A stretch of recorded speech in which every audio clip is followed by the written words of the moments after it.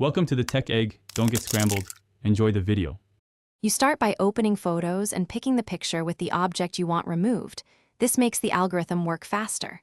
Once selected, tap Edit, then find Magic Eraser in the toolbar. Make sure you're in good light, edges matter. You don't need extra apps. Right away, choose Quick Remove or Brush mode. Quick works for simple backgrounds and Brush gives control. Proceed now, because getting into the tool immediately prevents accidental recropping later. Once inside Magic Eraser, try Quick Remove. It analyzes surrounding pixels and often fixes spots automatically. If results look off, make sure to switch to Brush mode and paint along the object's edge. This tells the model what to remove.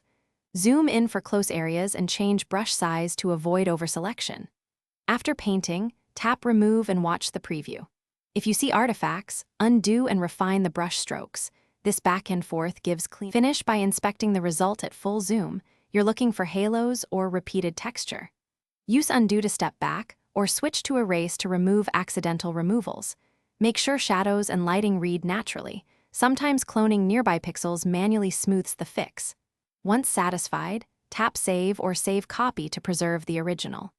If things go wrong, artifacts or jagged edges, reopen the original and paint smaller strokes, or use a slight feathering from another app. That usually clears stubborn errors. Thanks for watching. Consider subscribing if I helped unscramble your problems.